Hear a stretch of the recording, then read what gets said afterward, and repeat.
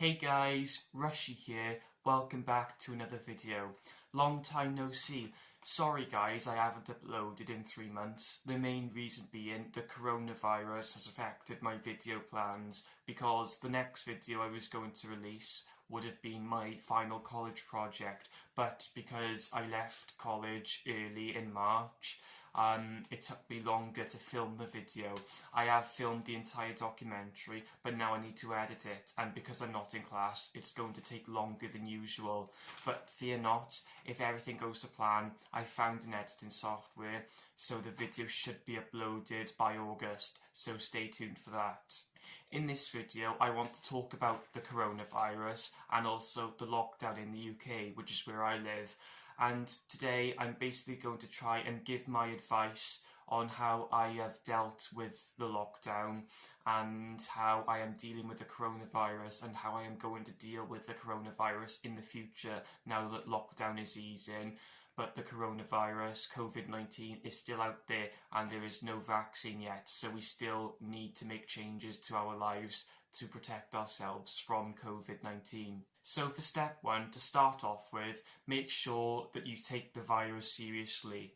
I know a lot of people, especially during the early days of the virus, thought that because maybe they were young and they were healthy, that if they did get the virus, it wouldn't kill them.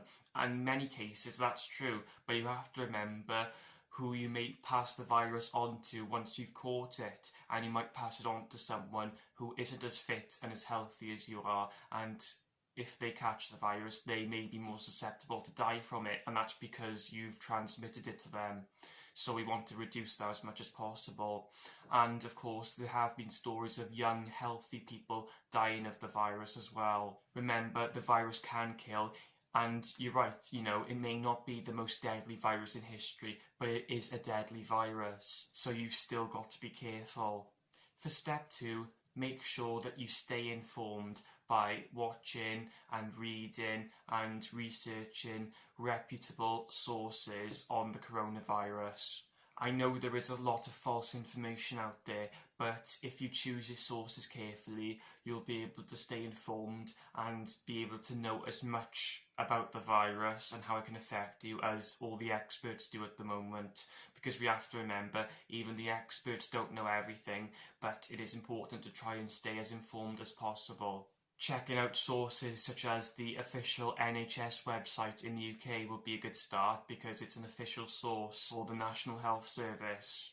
And thankfully, they have made it easy to access. So if you check most social media platforms such as YouTube, Facebook, Instagram, they give you quick access to the NHS website, and they also have statistics on there for you to look at as well, so you could stay informed in terms of how many people the virus has infected and what the infection rate is like in your country. It's important to stay informed because you need to know the scale of what you're dealing with, and it is helpful to know the latest advice as soon as it comes out, and you want to make sure you know about the advice before you step outside of your house. For step 3, make sure you always take precautions when leaving your house and when coming back to your home from being outside. These precautions could be for going outside wearing a face mask as protection. I know they are not mandatory yet, although that advice could change, and they are not 100% effective in all situations, but a face mask can protect you from the coronavirus, and it can also protect others if you have the coronavirus.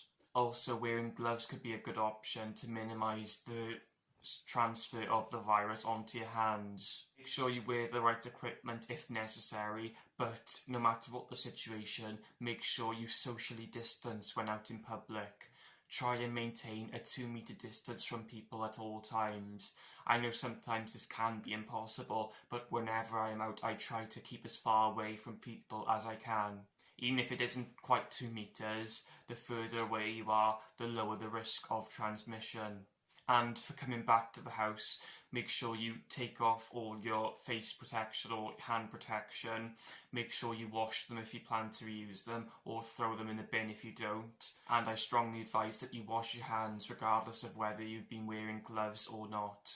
I use soap and hand sanitizer, but I wouldn't recommend just washing your hands with water. For step 4, I recommend that you only leave home when you absolutely need to. Of course, this advice is starting to be lax now that we are coming out of lockdown, but I still recommend don't take unnecessary journeys if you don't need to. I know freedom is a beautiful thing, but you have to remember it can be quite selfish if you go somewhere you don't need to go and then you pick up the virus and you've caused unnecessary harm to yourself and possibly to other people as well. So sometimes it's not worth it. Obviously, I understand you can't stay inside all day, but if you do need to go out, I would recommend that you try and stay as local as possible. So if you're exercising, go to the nearest park.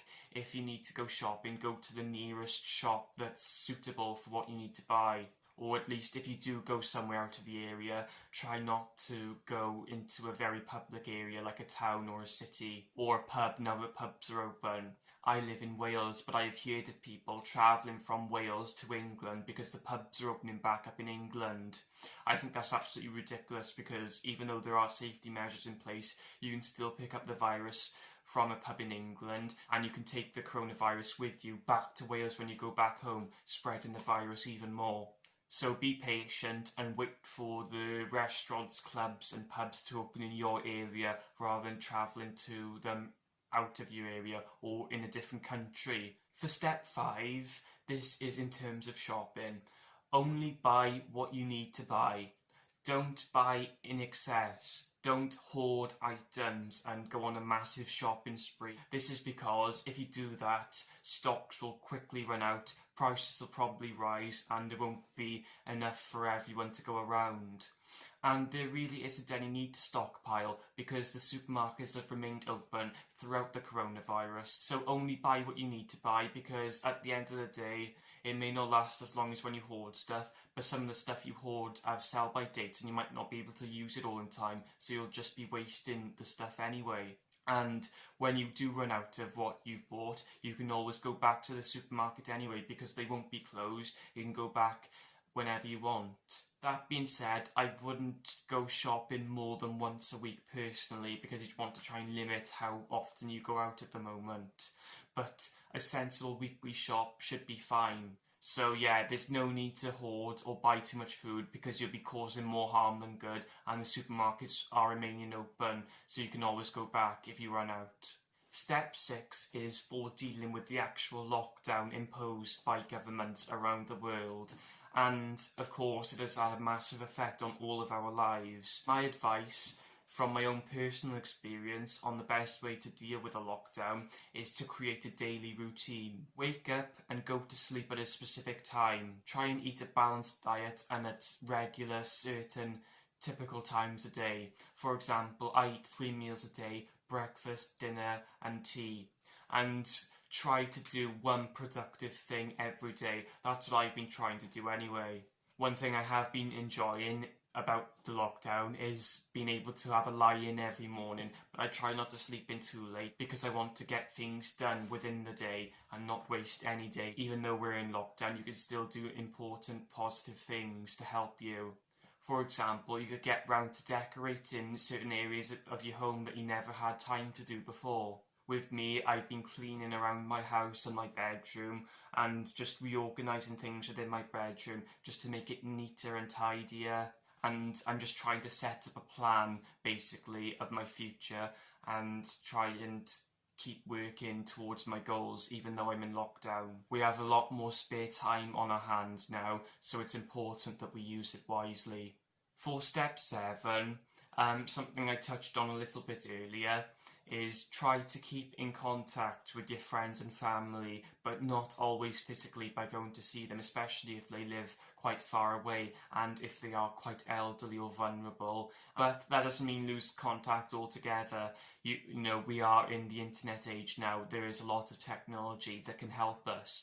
So you can stay in contact by calling and texting people, friends and family.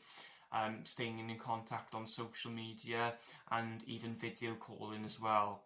I know since the lockdown started, I've been speaking to more of my family who live up in Scotland, who we didn't contact as much before because we didn't really have much time to, because they were in work and obviously I was in college. So in some ways, I'm in more contact with some of my family now than I was before the coronavirus lockdown. So my final step, step 8, is to make sure you self-isolate if you experience any of the coronavirus symptoms. I recommend looking at official sources to find out the exact symptoms, but some symptoms of the virus include a high temperature, a continuous dry cough, a lack of taste and smell.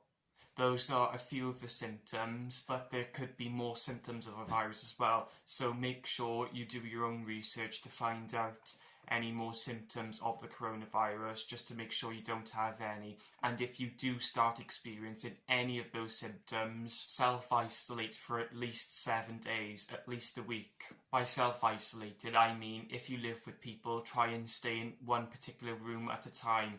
And if you need to go anywhere, make sure your other families are in a different room. And if you live on your own, stay in your house at all times. So that's it for my coronavirus advice, guys. So in summary, there's 8 steps. So for step 1, make sure you treat the virus seriously and take it seriously. Step 2, stay informed by reading or watching valuable and valid news sources or advice and health sources as well. Step 3, always take precautions when leaving home and coming home from being outside. This includes only leaving home when you need to and staying 2 meters apart when you're out in public. Step 5, only buy what you need to buy when you go shopping. Only buy enough to last 1 week. Step 6, set up a daily routine. Step 7, try to keep in contact with friends and family. And finally, step 8, make sure you self-isolate if you experience any of the coronavirus symptoms. I hope all the information I've provided in this video is useful and helpful in one way or another. A lot of it I have used myself and it's worked so far. Don't forget, I have more videos planned. My next video is going to be my final college project, which should hopefully be uploaded next month. Unfortunately, the coronavirus has affected some of my plans for my YouTube channel, and I have not been as active as I would have liked to have been, but don't worry, I haven't gone away. I have more content planned, and I'm going to continue uploading videos for the foreseeable future. Thanks so much for watching this video and for sticking with me, guys. I really appreciate it. Take care, and I'll see you in the next video.